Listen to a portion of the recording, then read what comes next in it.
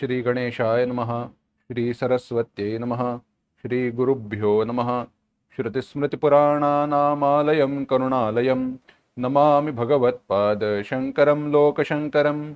शंकरं शंकराचार्यं केशवं बादरायणं सूत्रभाष्यकृतौ वन्दे भगवन्तौ पुनः पुनः। ईश्वरो गुरुरात्मेति मूर्तिभेदविभागिने व्योमवद्व्याप्तदेहाय दक्षिणामूर्तये नमः।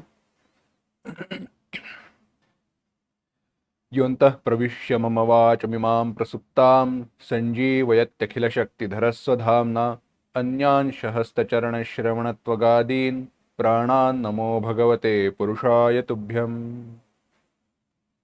कल्याणानां निधानं कलिमलमथनं पावनं पावनानां पाथेयं यन्मुमुक्षोः सपदि परपदप्राप्तये प्रस्थितस्य विश्रामस्थानमेकं कविवरवचसां जीवनं सज्जनानां बीजं धर्मद्रुमस्य प्रभवतु भवतां भूतये राम नाम।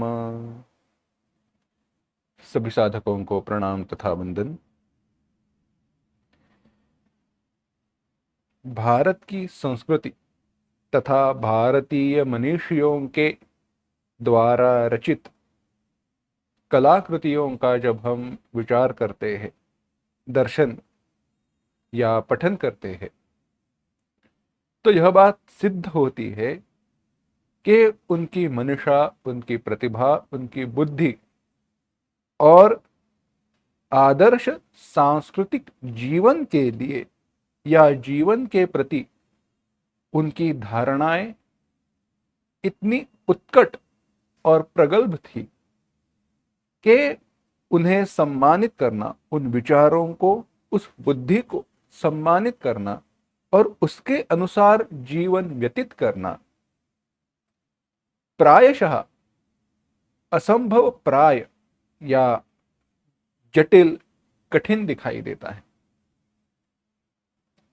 इस विचार का कारण यह है कि धर्म और अधर्म, इनका जब हम विचार करते हैं तो हमारा व्यक्तित्व, हमारे विचार यह अर्जुन के समान हो जाते हैं, जहां पर अधर्म हमें धर्म के समान प्रतीत होता है और धर्म अधर्म के समान दिखाई देता है।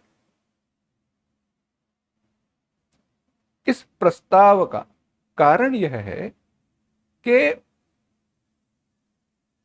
प्रभु श्री राम जी के चरित्र का जब हम वर्णन करते हैं, विचार करते हैं,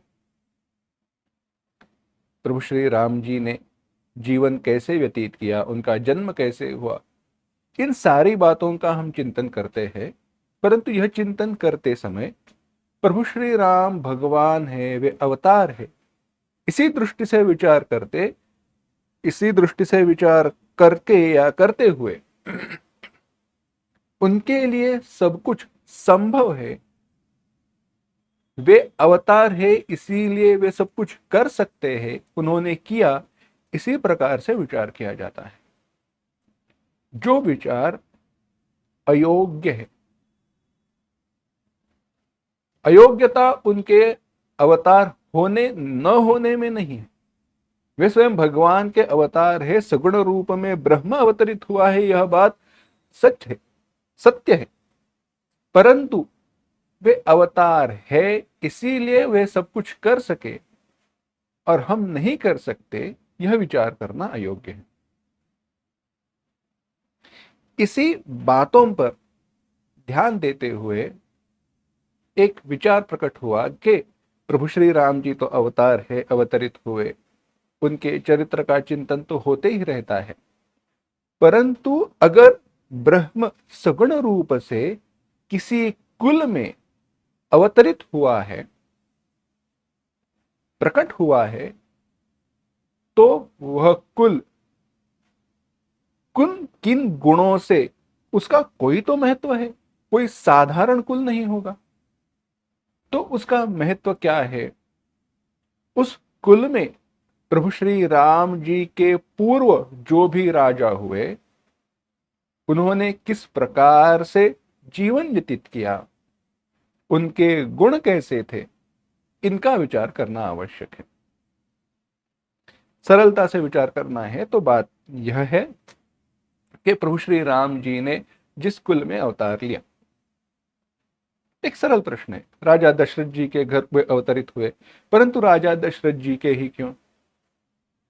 उस समय अन्य कई राजा थे, उन राजाओं के घर में भी वे पधार सकते थे, अवतरित हो सकते थे, परंतु उन्होंने वैसे नहीं किया। रघुकुल में ही क्यों? इसीलिए इस विचार का चिंतन मनन हम करने वाले हैं, क्योंकि रघुकुल के राजाओं ने जिन आदर्शों का जन्म में आयु भर प्रतिपालन किया, जिन सद्गुणों की उपासना की, उनका विचार हमें इस मालिका में, इस चिंतन मनन की मालिका में करना है। वाल्मीकि रामायण में प्रारंभ में महर्षि वाल्मीकि जी और नारद जी, इन दोनों में संवाद है।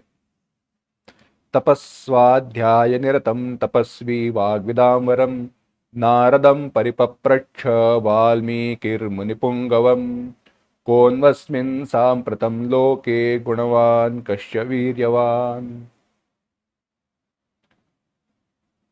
तपस्वाध्याय निरतम तपस्वी वाग्विदाम्बरम, इस प्रकार से शुरुआत होते हुए कहा गया कि नारद जी से महर्षि वाल्मीकि जी ने प्रश्न किया कि कौन वस्मिन सांप्रतम लोके, इस काल में ऐसा कौन सा राजा है, और कुछ गुणों का वर्णन आया। वे सारे गुण प्रभु श्री राम जी में हैं, यह बताने के लिए राजा प्रभु श्री राम जी का परिचय देते हुए नारद जी ने कहा है, देवर्षि नारद कहते हैं, इक्ष्वाकु वंश प्रभवो रामो नाम जनैः श्रुतः। इक्ष्वाकु कुल में जिनका प्रभव जन्म हुआ है, ऐसे राम लोगों के द्वारा परिचित है। तो इक्ष्वाकु वंश प्रभो, राजा इक्ष्वाकु के वंश में जिनका जन्म हुआ है, तो इक्ष्वाकु से वंश की परंपरा शुरू हुई, और वहां से लेकर मानधाता, हरिश्चंद्र, तत्पश्चात सगर, भगीरथ, दिलीप, रघु, अज, दशरथ और राम, ऐसी मालिका, ऐसी वंश की परंपरा हमें प्राप्त होती है। तो यह जो वंश है, जो इक्ष्वाकु वंश है, जिसे रघुवंश कहा जाता है, तो क्यों कहा गया? इस कुल में जो राजा हुए, उन्होंने किन गुणों की उपासना की, जिसके कारण प्रभु श्री राम जी ने उस कुल में अवतार लेने का निश्चय किया। तो कहोगे इसका विचार क्यों करना है, क्यों करना आवश्यक है? तो बात तो सरल है। अगर हमारे हृदय में प्रभु श्री राम जी अवतरित होवे, ऐसे हमें लगता है, ऐसी हमारी इच्छा है, तो जिन सद्गुणों की, जिन निष्ठाओं की उपासना उन राजाओं ने की, उन निष्ठाओं का परिपालन हम भी करें, तो हमारे हृदय में भी प्रभु श्री राम जी प्रकट होंगे। जिस कुल में जिस कारण प्रभु श्री राम जी प्रकट हुए, बात तो सरल। जिन सद्गुणों के होने के कारण, जिन सद्गुणों की उपस्थिति के कारण जिस कुल में प्रभु श्री राम जी ने जन्म लिया, अगर यह संगति है, यह कारण परंपरा है, तो हमारे हृदय में प्रभु श्री राम जी प्रकट होने हैं, तो हमें भी उन सद्गुणों की उपस्थिति हमारे अंतःकरण में करनी चाहिए। तो वे सद्गुण कौन से हैं, वे गुण क्या है, कहां पर मिलेंगे? इसका विचार कवि कुलगुरु कालिदास जी ने अपने काव्य रघुवंश की प्रारंभ में किया है। अब आप कहोगे इन सब के विचार का महत्व क्या है, आवश्यकता क्या है? तो संक्षेप में बात कह देता हूं, धीरे धीरे उसी का विस्तार करना। कई बार हम बात सुनते हैं और यह बात बार बार हमें कही गई। जब अर्जुन के विषय के बारे में प्रारंभ में कहा तो उसका हेतु यही है। कई बार हम सुनते हैं, कई बार कहा जाता है, कई बार हम देखते हैं कि कोई व्यक्ति कहता है मैं चोर नहीं हूं, मैं गलत नहीं हूं, सृष्टि ने, समाज ने, लोगों ने मुझे गलत बनाया है, मुझ पर जो अन्याय हुआ है उसके कारण मैं अधर्म का पालन करने लगा। और अगर अपने अधर्म के पालन का कारण समर्थन लोगों के द्वारा किए गए अन्याय के द्वारा वह कर रहा है तो वह सत्य नहीं है, वो 100% झूठ है, अयोग्य है पूर्णतः। ये बात बात सुनो, अत्यंत सरल सी बात है। अगर लोगों के द्वारा किए गए अन्याय के कारण मैं अधर्म का पालन करने लगा इसलिए मैं गलत नहीं हूं, इसका विचार और यह हम मान ले तो संतों पर कितने अन्याय हुए। हमारे सारे जो संत है उन पर तो कई सारे अन्याय हुए, परंतु उन्होंने कभी अधर्म के मार्ग का स्वीकार नहीं किया। इसी बात का विचार अगर पुराणों में और इतिहास, इतिहास माने रामायण और महाभारत, वहां पर ले जाए तो इतिहासों में भी, रामायण महाभारत में भी स्वयं भगवान श्री कृष्ण जी को कितना दुख सहना पड़ा,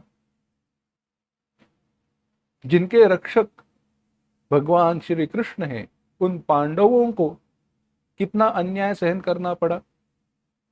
अब इसके पूर्व जन्म के कर्म फल का विचार हमें यहां पर नहीं करना है, परंतु अन्याय तो सहन करना हुआ।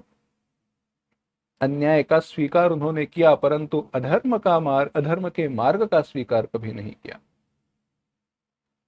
प्रभु श्री राम जी, अन्याय ही तो हुआ है, सबसे बड़े बेटा है, अधिकार है राज्य पर, परंतु फिर भी वनवास कहा गया, अन्याय ही तो हुआ है।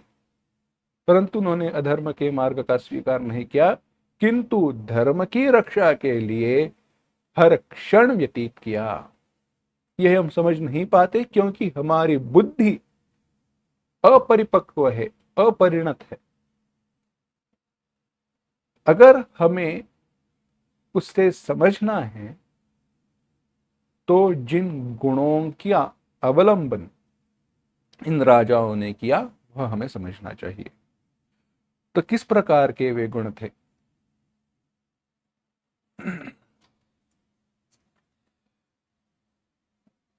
कवि कुलगुरु कालिदास जी वर्णन करते हैं, बड़ा सुंदर वर्णन है। वहां पर प्रारंभ में ही देखा जाए तो रघुवंश का जो मंगल है वहां पर ही कवि कुलगुरु कालिदास जी ने, महाकवि कालिदास जी कहते हैं, वागर्थाविव संपृक्तौ वागर्थ प्रतिपत्तये जगतः पितरौ वंदे पार्वती परमेश्वरौ। पार्वती परमेश्वरौ, शिव पार्वती जी को नमस्कार करते हैं। और आगे आगे कहते हैं, क्व सूर्य प्रभवो वंशो क्वचाल्प विषया मतिः तितिर्षुर्दुस्तरं मोहादुडुपे नास्मि सागरम् अथवा कृतवाग्द्वारे पूर्वेऽस्मिन् पूर्वसूरिभिः मणौ वज्रसमुत्कीर्णे सूत्रस्येवास्ति मे गतिः प्रांशुलभ्ये फले लोभादुद्बाहुरिव वामनः इत्यादि कह रहे हैं। सूर्य प्रभवंश, सूर्य से उत्पन्न हुआ वह रघुकुल रघुवंश कहां पर है और मेरी अल्पमति कहां पर है? मेरे द्वारा उस कुल का वर्णन करना एक लकड़ी की सहायता से सागर को लांग कर जाने के बराबर है। इतना ही नहीं,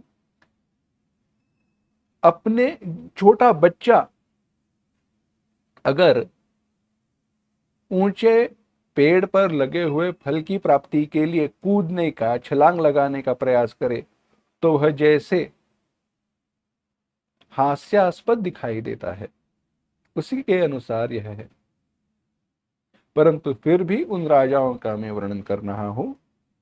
वे राजा कैसे हैं, वहां पर वे कहते हैं, सोहमा जन्म शुद्धा नामा फलोदय कर्मणाम आसमुद्रक्षितीशानामानाकरथवर्त्मनां यथा विधिहुताग्नीनां यथा कामार्चितार्थिनां यथा पराधदण्डानां यथा कालप्रबोधिनां त्यागाय संभृतार्थानां सत्याय मितभाषिणां यशसे विजिगीषूणां प्रजायै गृहमेधिनां शैशवेभ्यस्तविद्यानां यौवने विषयैषिणां वार्धक्ये मुनिवृत्तीनां योगेनान्ते तनुत्यजां रघूणामन्वयं वक्ष्ये तनुवाग्विभवोऽपि सन्।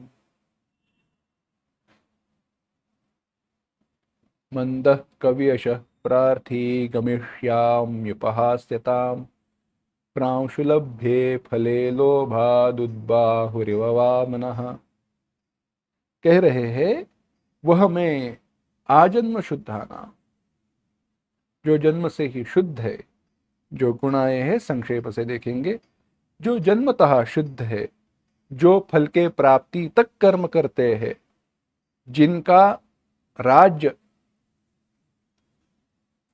आसमुद्र, समुद्र या क्षितिज तक पहुंचा हुआ है, जिनका रथ स्वर्ग तक पहुंचता है, जिन्होंने यज्ञ किए हैं, जिन्होंने उत्तम कार्य किए हैं, जिन्होंने अपराधियों को दंड दिया है, जिन्होंने ब्रह्म ज्ञान योग्य काल प्राप्त होने पर प्राप्त किया है, जिन्होंने त्याग,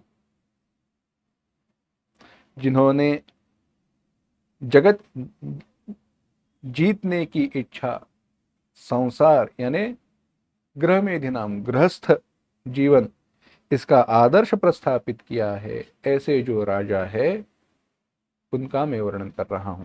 तो जो गुण बताए हैं, उन गुणों का विचार विस्तार हमें इस मालिका में करना है, परंतु वह हम अगली बार करेंगे। एक गुण लेते हुए इसका विचार करेंगे।